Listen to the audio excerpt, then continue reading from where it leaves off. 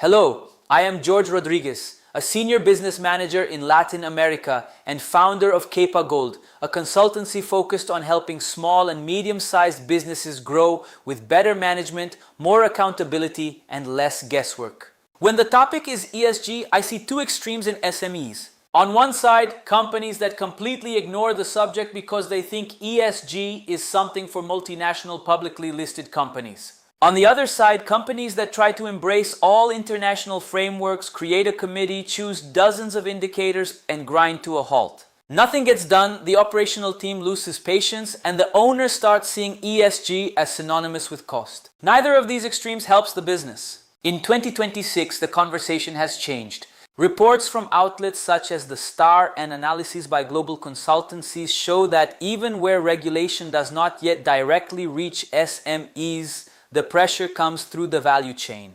Large companies required to report environmental, social, and governance risks have started requesting data and proof from all relevant suppliers, including small ones. This applies to the industrial sector, B2B services, logistics, food, and technology. In other words, for many SMEs, ESG is becoming a commercial requirement. It is no longer just about reputation. It is a ticket of entry for certain clients and even a condition to maintain contracts you already have. Now let me tell you the good part. In the Star report, one point is very clear. ESG for SMEs does not require perfection. The greatest value lies in practical and incremental actions. Experts and banks that work with SMEs reinforce that the viable path is to start with topics that have a direct impact on the business, such as energy, operational efficiency, occupational safety, and basic governance, and evolve from there. As a senior director looking at SMEs, I see this as a risk management and competitiveness project, not as a marketing project. So let's organize the reasoning around 4 questions. První, why does ESG matter for SMEs now? Druhý, where in fact is the pressure? Třetí, where to start in a pragmatic way? Čtvrtý, what are the pros and cons of this movement? First, why does ESG matter for your SME now? On the regulatory side, the global trend is clear. More transparency, more requirements in the supply chain, and more integration of climate and social risks into credit decisions. European banks, for example, are already required to integrate ESG risks into credit analyses, which directly influences access to financing and cost of capital. But even before it reaches your local bank, this agenda arrives via large customers. Recent reports show that more than 70% of procurement leaders already include ESG criteria in sourcing decisions. And for the SME, this appears as a supplier qualification questionnaire, a contractual clause, a request for data, or in some cases, as the simple replacement of suppliers that cannot demonstrate minimum practices. In addition, governments and development banks are beginning to offer credit lines, guarantees, and incentives tied to ESG objectives, mainly linked to energy efficiency, transition to a cleaner energy mix, and good labor practices. So even if no one has knocked on your door yet, the question is not if ESG will affect you, but when and how. Second, where in fact is the pressure on SMEs? In practice, I see 3 main fronts of pressure on small and medium-sized businesses. První, corporate customers, they request documented policies and simple indicators for energy, waste, safety, diversity, and compliance. They want to know whether you have minimum practices for integrity and data protection. Druhý, banks and investors, they are starting to look at ESG risk as part of credit risk. Companies with more organized practices tend to get better terms and faster approval. Třetí, talent. Younger generations observe whether the company is minimally responsible in its treatment of people, community, and the environment. This impacts your ability to attract and retain key professionals. What do these 3 fronts have in common? They do not require perfection, but they do require seriousness, transparency, and some level of evidence. Third, where to start in a pragmatic way?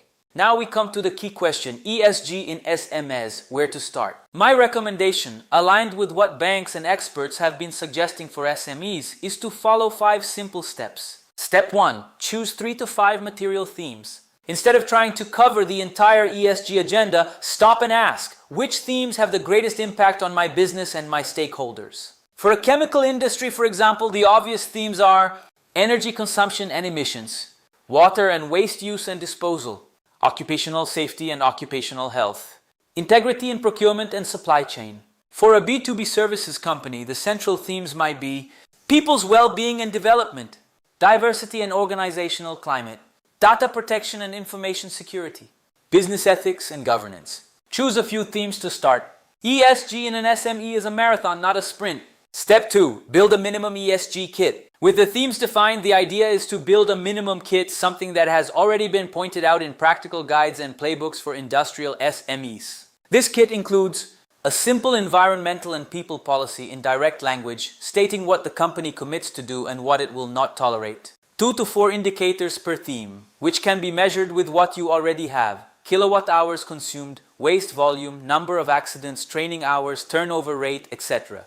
An internal owner to coordinate the theme. This does not need to be a manager with a dedicated team, but someone with a clear mandate to lead the topic. Here, the most important thing is consistency, not sophistication. Step 3. Document evidence in a lean way. Customers and banks do not want beautiful texts. They want to see simple proof that you do what you say.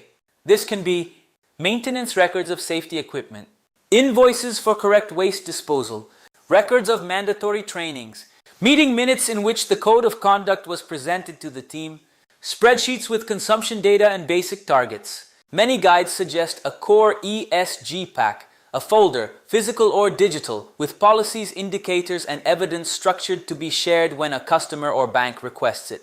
Step 4. Integrate ESG into routine. Do not leave it as a parallel project. ESG works when it becomes part of the recurring management agenda, not as an isolated item. This means spending 10 minutes of the monthly results meeting to review ESG indicators together with the income statement and cash, including safety, ethics, and well-being topics in team dialogues. Connecting ESG targets to investment decisions and process improvements. At its core, it is about treating ESG as part of risk management and operational efficiency, not as a marketing campaign. Step 5. Communicate with responsibility. Finally, when you start structuring ESG, it is natural to want to tell this story to the market. Here is the warning. The financial market and regulators themselves have been emphasizing that greenwashing is in the spotlight and that ESG claims must be supported by data, evidence, and consistency. So, clearly state what you do without exaggeration. Show simple data and realistic targets. Admit what you do not yet do and where you want to get. This transparency, instead of weakening you, tends to increase the trust of customers and partners. Fourth, pros and cons of entering this journey now. From the perspective of a senior business manager specializing in SMS, I see some very clear pros. Access to demanding customers. Whoever arrives first with a minimum ESG structure will be ahead in large companies' procurement processes. Better dialogue with banks. As the financial system incorporates ESG into risk analysis, companies organized around this agenda have more capacity to negotiate terms and rates.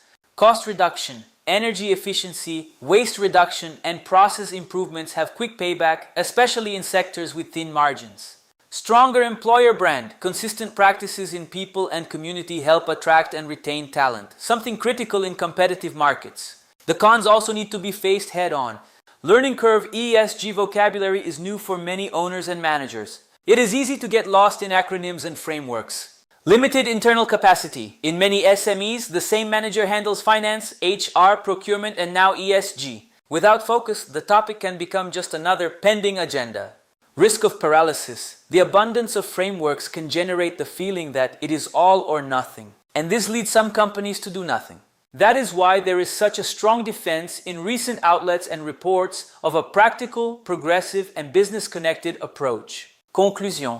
If you are an owner or manager of an SME in Latin America, my message is direct. ESG has stopped being a distant topic for large corporations and has become part of risk management and commercial strategy also for mid-sized companies. Ignoring this reality means at the limit giving up customers, credit, and talent. At the same time, you do not need and should not try to copy on a smaller scale the handbook of a multinational. The smart path is choose well where to start. Build a consistent minimum kit. Integrate ESG into decision-making routine. Evolve step by step with data, evidence, and transparency. I am George Rodriguez, a senior business manager in Latin America, and at CapoGold, our mission is precisely to help SME owners transform complex agendas such as ESG into practical levers of value and competitiveness.